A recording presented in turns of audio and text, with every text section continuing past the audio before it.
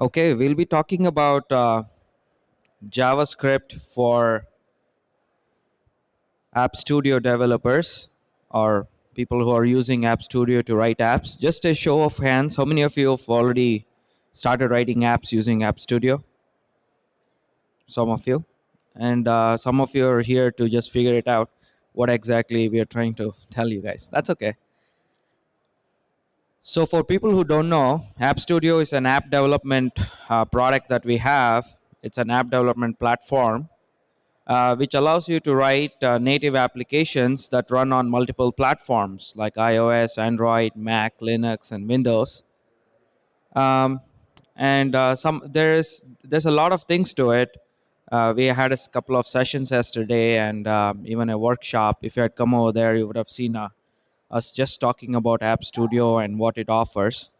But just in a nutshell, since some of you are new, um, you have to download App Studio onto your desktop, and once you do that, you can actually create native applications that run on any of the devices or desktops itself. Please remember, we are not here to learn about web applications. Okay, we are here to talk about native applications, which is very different. The other thing that App Studio allows you to do is it actually helps you write your apps. So it gives you a lot of productivity tools. It gives you things that'll make you write your apps faster, easier, and even in less time, and with the existing resources that you have. It is extremely friendly to web developers. So this is a great way if you're a web developer to try to start writing native applications. And it also includes a full version of ArcGIS runtime in it. And we'll not go into those details today. But if you want to learn more, please stop by in the App Studio booth, and we'll actually show you a few demos and show you the product around. It's got a lot of cool tooling that'll help you write your apps very easily. With that background, I think we should just get started. We have 30 minutes, right? It's a 30-minute session, so time flies. So my name is Sathya. Can you go back to the previous slide? So my name is Sathya. I run the App Studio and Survey 123 organization. So we are actually distributed over 3 countries. We have one team in Redlands over here, which is the mothership, and we have a R&D center in Melbourne, and we also have an R&D center in Beijing who actually participate in our team. Currently we develop a suite of applications, including the popular one called Survey 123. So if you guys have used Survey 123, it is actually built on App Studio. But there are many other apps out there that's on the works, and some of them are also released through Esri Labs. Apart from that, we actually release the tooling itself, which is called App Studio. So we also write App Studio. We also write the apps that is written on top of App Studio. All right. So I run the entire team over here, but today to talk about JavaScript and how you can use your JavaScript skills in App Studio, we have our 2 developers here. So I'm going to introduce Liwei over here. So Liwei and the other developer we have in our team is Loayeh, and both of you both of them have been writing App Studio applications, and both of them have got JavaScript background. So it will be a good story for you guys to hear from them as to how they were able to write apps and what they found that they could use their existing JavaScript skills in actually writing native applications. All right, you guys ready to take it over? All right. Before joining the App Studio team, I was a web developer. And today we want to share with you some tips we learned. Some tips we learned while we're developing App Studio applications. So this is an overview of our talk. We will start off by listing the differences between JavaScript for HTML and JavaScript for QML. After which we will get into best practices in App Studio and finish off with a couple of demos. So let's get started with the differences. One of the main differences in both JavaScript and environment is the fact that there is no document object in JavaScript for QML. The DOM in HTML, the DOM in HTML treats the HTML document as a tree structure, making it easy for languages like JavaScript to traverse the document and access elements that are inside the document. With QML, on the other hand, in order to access an element, you have to select it by referencing the element, the component ID. And that's how you can get it and modify it. Now, because of that difference between both JavaScript environments, if you're planning to build your app with QML, you should not include any JavaScript libraries that have references to the DOM, like jQuery. jQuery is an example. And so check your libraries to make sure there are no references to the document object. And this right here, the function in this image, is an example of the document object being called in jQuery. So another difference between both JavaScript environments is the fact that in QML, you cannot modify the global object. In a JavaScript host environment, the global object is the object that is at the root, whose role is to collect global functions and global variables. In HTML, if you declare a variable outside of a function, that variable becomes a global variable. It becomes a property of the global object. In QML, you cannot declare a variable outside of a function. So let's look at these two examples. This is one function, but written in two different ways. So in the first image, you can see that I am assigning 10 to A, but I have not declared A. In HTML, this will work in case provided that you have declared A in the HTML file outside of the function. But in QML, you have to clearly, explicitly declare the variable as I have done here. Otherwise, you get an error. However, if you are importing a JavaScript file into a QML file, you are able to declare variables in that JavaScript file. And those variables will be visible to the QML file as global variables.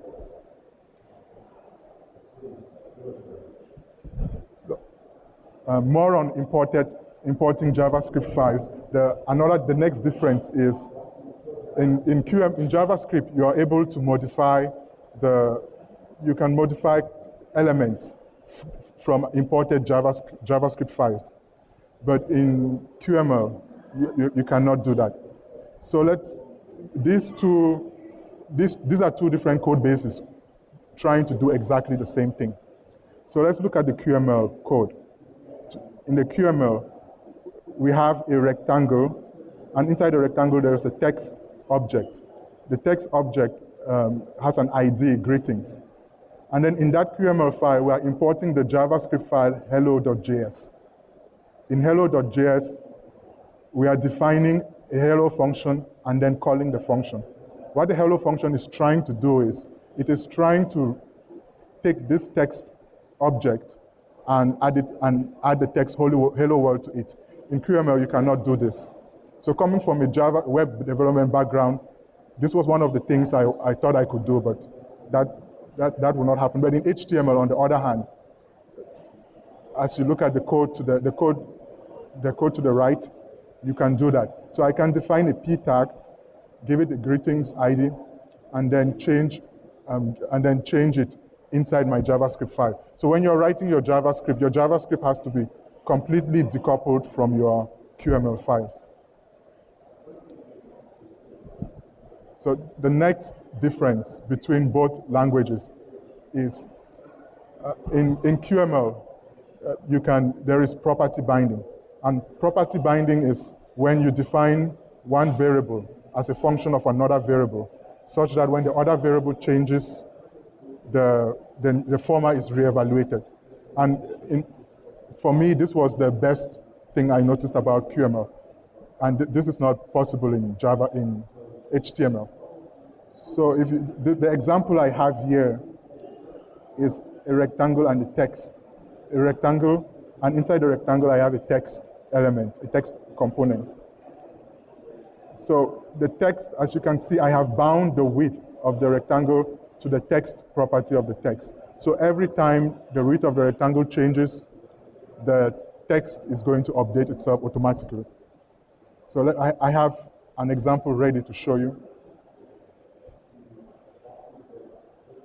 So I have this simple example that I can run.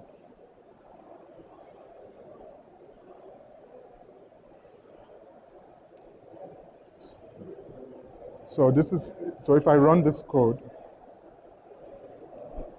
what you have is, as defined in the code, you have a rectangle, and inside the rectangle there is a text element.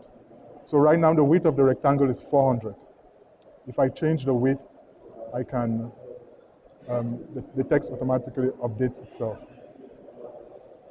So that's a great property. It helps you to keep, sorry. It helps you to keep your view in sync with the model.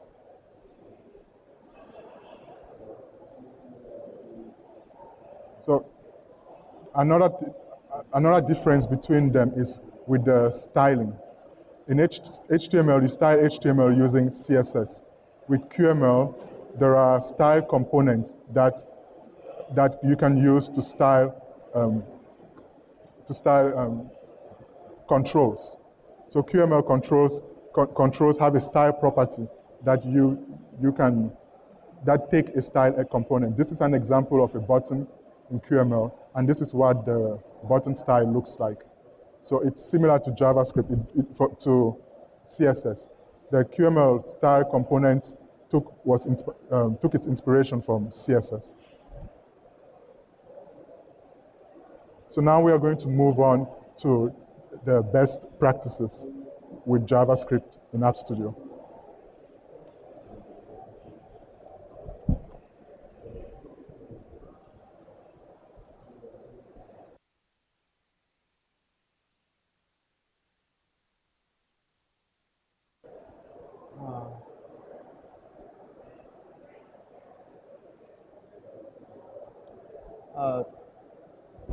I'm sorry. Yeah.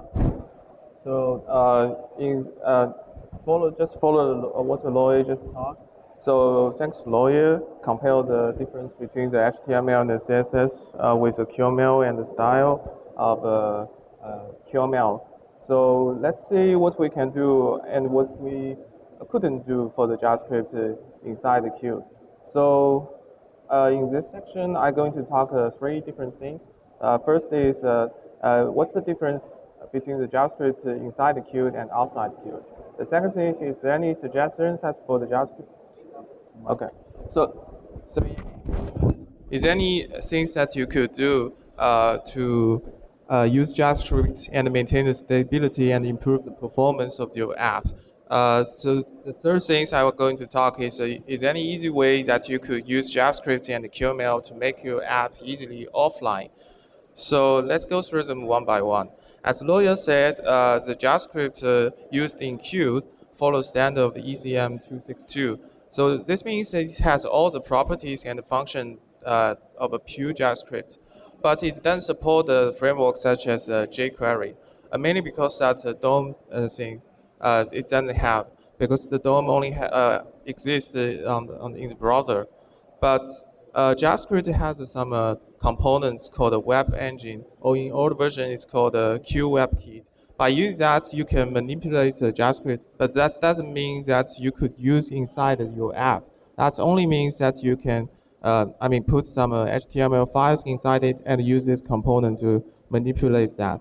So it could be a workaround, but most of the time we should not use it in that way. So JavaScript has its own JS engine. So to do some optimization for all the widgets it has, this engine may be a little different. So it has its own way to handle the lifetime of elements and do the garbage collection. So let's say Loayeh has already talked about the way that you could use a JavaScript library inside your code. So there are actually two ways to do that. One is the way Loayeh just said, to import that JS script inside your code and run it. This is a static way to do that. Another way is to use a dynamic function to load the JavaScript library inside your code. By calling this q.include the JavaScript library's name, you can easily load that into your app and use a function inside that library. So let's see how we could take advantage of these things. So we have a sample app that's going to use some. Oh, it's not showing up.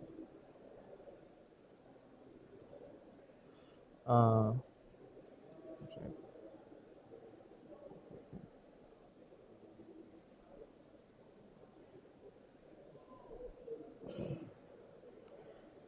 So we have example apps that are using 3JS, which is a popular library that's used to draw 3D objects.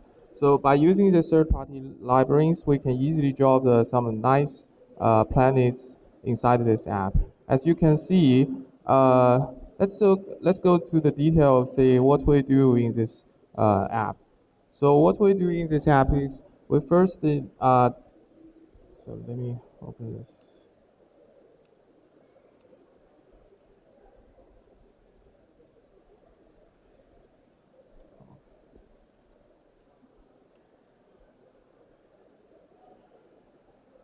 So in this project, we import the 3JS library and write the JavaScript code to drop all the things for the planets. And inside our QML files, as you can see here, we import that JavaScript code and we define it as give it a name as a GL code. And we use it here just inside some Canvas 3D to so the Canvas 3D is used to draw some 3D objects. And here, as you can see, we use some function come from this library to draw the things inside this Canvas 3D. And this will give you the 3D object showed on the inside of the app. So that's a way that we could take your skill for the JavaScript and use it to develop an app just by using some third-party libraries in your apps. Let's go back to the slides again. So to use JavaScript, because the JavaScript is a little different. JavaScript is a little different in the QML because they do some optimization for the widgets they used, and because of that, you need to take care of something when you write JavaScript inside the QML. So here's some suggestions. The first suggestion is for the binding. As you can see, the Loayeh already talked about something about the bindings. It's a big advantage given. It's a great gift given by Qt. So QML use binding compiler to handle all the bindings, but there's some basic rules you need to follow to make it to maximize the optimization for the bindings. The rule is the basic requirements for this optimization of binding is that the type of the properties that you use for the binding must be known and at compile time. So let me explain this sentence in details.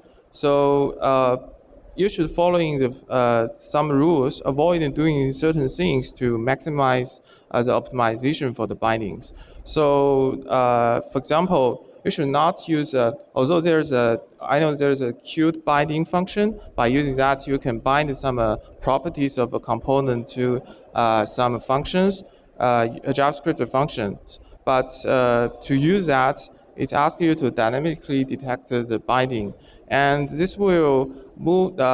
This will switch the JavaScript engine from fast mode to a slow mode. So this means it will slow down the speed of performance. So if it's possible, do not do the following things I listed here.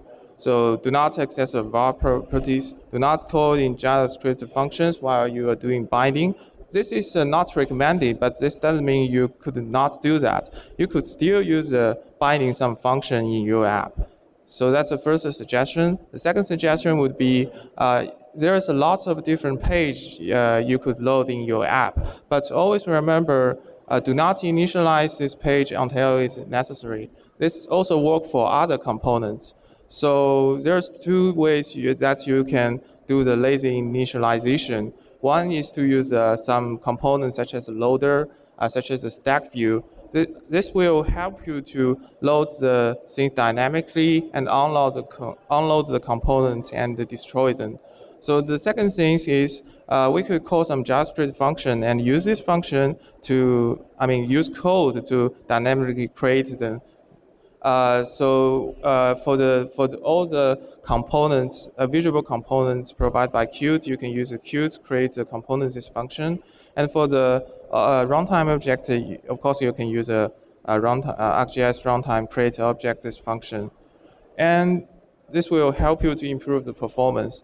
So the third suggestion would be the garbage collection mechanism of a Qt is a little different. So according to the document, object will not be collected if it's either has a parent or is referred by the JS engine. But the truth is, sometimes Qt will accidentally collect your own object, but there is a solution to fix this issue. That is define all the common objects such as local storage, position source, network cache manager, all this data related or sensor related or common used objects, common used components on the app level. When I say app level, I mean you can see inside the code when you create a new AppStudio component, AppStudio projects, there will always be some function named as my app, and it's inside the component of something called app. So this is something from our app framework libraries. So always define this component on this level. So this gives you the ability to not not allow the queue to destroy your objects until you create your app. Okay. So there's still other things I want to share. So to use JavaScript engine of Qt Quick 2 with optimization, you should always avoid to use evil this function if at all possible. And do not delete the properties or any objects manually by itself, because this might conflict with some JavaScript garbage collection mechanism and cause crash issue for your app. So the next things I want to talk about is how to make your apps offline easily by using JavaScript and QML. So as you may know, our app framework network library has some components called a network request. This will help you to make a request to get all the resource file and data response coming from the backend server. So to make your app working offline mode, you need to cache, or I may say, download things to the local file for two things. The first thing is some resource file. This including some images, some audios, some plain text you're going to use for your app. So the second thing is that you need to get some response data that's going to be used when offline. This means, for example, in the quick report, the first thing we do the initialization is get the schema from the feature service. So at that moment, if you can save that JSON schema, you can use it in the future and do the initialize even when it's offline. So the easiest way we give to you to handle these two things is to use some components we call the NetworkCache Manager. So this is how it works. The usual way we try to get the response is by using some URL, make some request, and get some response directly from the backend server. So instead of doing that, we can send the URL to the Network Cache Manager, and the Network Cache Manager will calculate a unique name for this URL and try to find the relative local files. If there is some file existing in your local machine, it will try to use that. Otherwise, it will try to get the things from the backend server and download the things to some local file. So the second time you come to try to ask for some resources or ask for some JSON response, it will try to use a local file instead of using try to download things from the server again. So when you go offline, it gives you a chance to use some local file instead of some online response.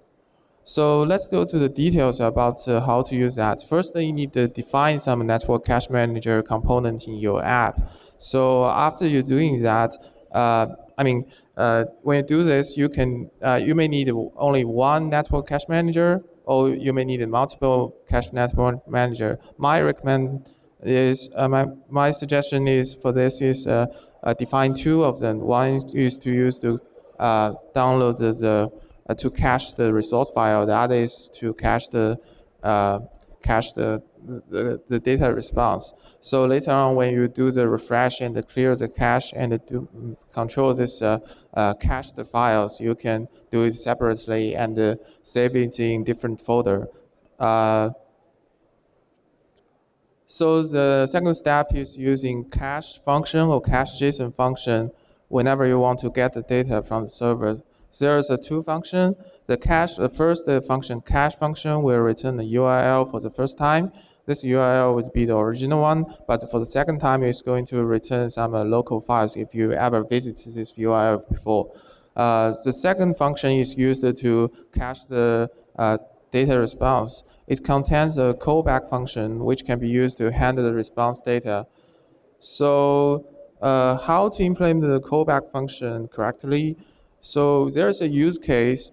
For example, if you try to download the schema from the feature service and there might be some URL inside it, so you may want to use that URL to download that other resource files, and to do that you need a callback function.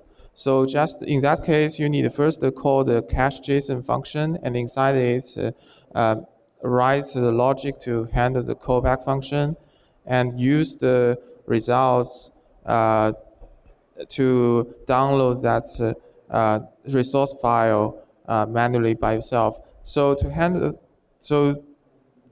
that would be, it will be more easy if I can show you. Okay, still got the time. So let me show you a demo we used for the quick report. In the quick report, we have a so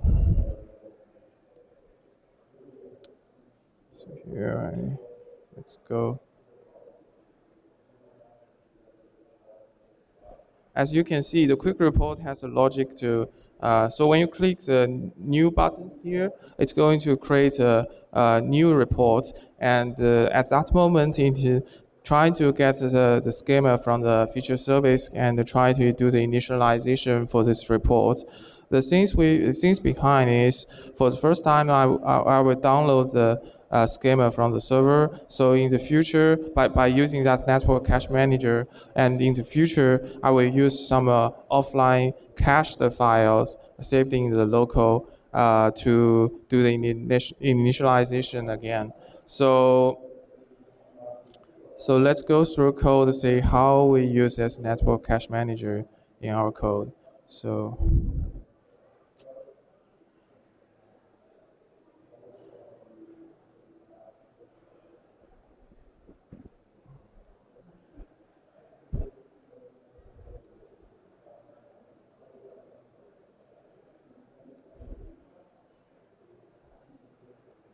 here is the things I want to show you. We have some components called the feature service manager. This is all the function. This component contains object. This component contains all the function we used to download the schema and control the feature service data, and do the initialization for the for our quick report. So here's the function help you to download the schema. As you can see, you can set up the feature layer URL, and you can pass the token to it, so it can visit some authorized feature layer, and it give you a callback function help you to do the initialization. So inside it, we define the networker. We have a networker a network cache manager and use a cache JSON this function to download the schema, and you can give a URL to it. You can set the parameters to it. You can give an alias name to it. This alien names will help you to uh, define the what name you should give to the local file. So later you can check this and see and try to use that local cached files. So it also has some callback function. So callback functions has some error code, and if it's successful, the error code will be 0, and you can get the JSON response by using this kind lines of code.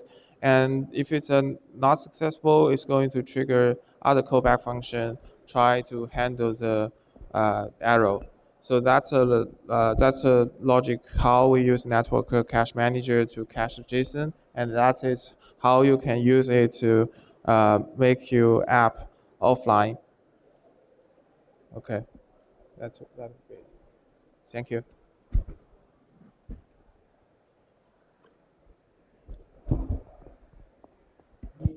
All right. I think what you guys saw here was they were trying to tell you what are the best practices when you use JavaScript inside your App Studio applications, and they're all coming from a web perspective. So they've been doing things in the web which is way different, and how do you optimize it for your native apps, and how do you take advantage of certain things. So just to sum it up, we saw some cool things. I just want to sum it up. Um, the If you want to take something out from this talk is you can actually use JavaScript in your App Studio apps. This is JavaScript that you write, or you might actually get from somewhere, or it might be somebody has shared a component with you that you could use. But just imagine we are not in a browser, okay?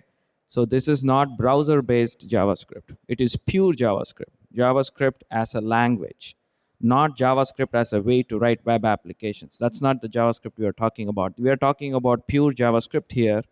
So anything you can do in pure JavaScript, the math operations, the console log, any other variable assignment, strings, arrays, manipulation, any of those things are fully supported. And you can go from JavaScript to QML and QML to JavaScript and actually switch and actually talk to each other. So that's also fine. Um, in this presentation, they were trying to tell you some things that you should be aware of to improve your app performance, or to improve your memory management and things like that. So hopefully you got some tips, and we encourage you to start writing App Studio apps. And the best way to actually learn these things is to actually write an app and do it yourself, and you'll get a fair idea as to how much of your existing skills can be reused in writing native apps. All right. So take a look at our samples, take a look at our templates. You will find a lot of JavaScript that we write. And these JavaScript are extremely powerful because ultimately they all just talk to the QML and C++ behind the scenes. So it's a great way to interact with the behind the scenes, the powerful objects that's there behind the scenes. Thank you.